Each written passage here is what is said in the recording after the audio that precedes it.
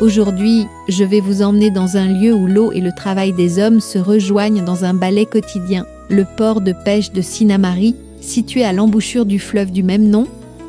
Ce petit port est un lieu essentiel pour la commune, à la fois témoin de l'histoire, centre économique local et point d'ancrage pour de nombreux pêcheurs. Ici, la mer et le fleuve se rencontrent, offrant aux habitants une richesse halieutique qui nourrit la région depuis des générations. Sinnamary, une des plus anciennes communes de Guyane, s'est développée autour de son fleuve. Dès l'époque coloniale, les eaux de Sinnamary servaient à la navigation, au commerce et bien sûr à la pêche.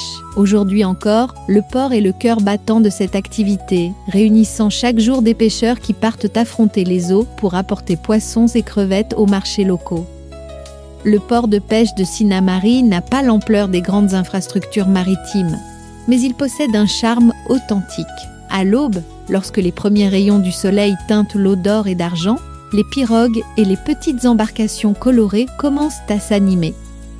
Les pêcheurs, souvent des familles installées ici depuis plusieurs générations, préparent leurs filets, vérifient leurs moteurs et se saluent avant de prendre la mer. Certains partent en haute mer, d'autres préfèrent les eaux calmes de l'estuaire, riches en poissons d'eau douce et en crevettes. La pêche est une activité exigeante, dictée par les marées et les saisons. Les eaux de Sinnamary abritent une grande variété de poissons, parmi lesquels le mâchoiran, le coumarou et le célèbre akupa rouge, très apprécié pour sa chair tendre et savoureuse. Les pêcheurs utilisent des filets dérivants, des palangres ou encore des casiers pour capturer leur prise en respectant des quotas et des périodes de reproduction afin de préserver la ressource. L'un des produits les plus emblématiques du port de Sinnamary est sans conteste la crevette de Guyane. Cette espèce, recherchée pour sa qualité exceptionnelle, est pêchée dans les eaux côtières et exportée bien au-delà des frontières guyanaises. Le port voit ainsi arriver chaque jour des cargaisons de crevettes qui sont ensuite triées, conditionnées et expédiées vers les marchés locaux et internationaux. Mais le port de pêche de Sinnamary n'est pas seulement un lieu de travail, c'est aussi un espace de vie et d'échange.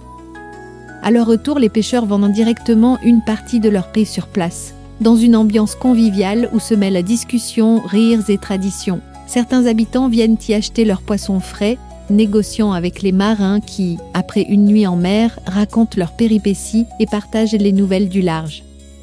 Autour du port, des petits restaurants et des stands proposent des plats typiques à base de produits de la mer.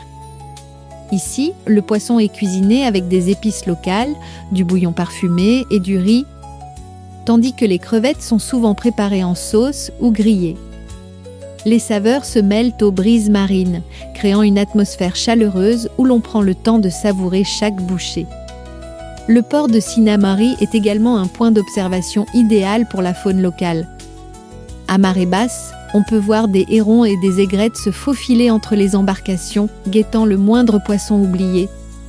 Les rives du fleuve, riches en mangroves, abritent des crabes violonistes et des caïmans, tandis que les dauphins de Guyane, plus rares, viennent parfois jouer dans les courants près de l'estuaire.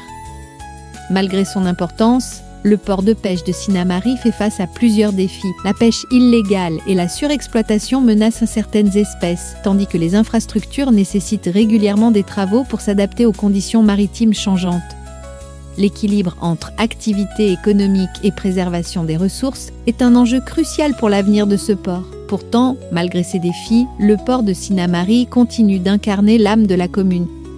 Il est le lien entre les générations, un espace où le passé et le présent se rejoignent, où les gestes ancestraux de la pêche se perpétuent dans un monde en mutation.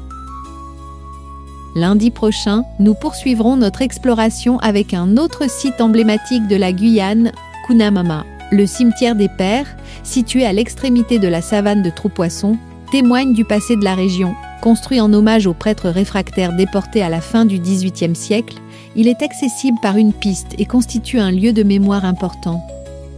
À très bientôt pour une nouvelle immersion au cœur des trésors guyanais.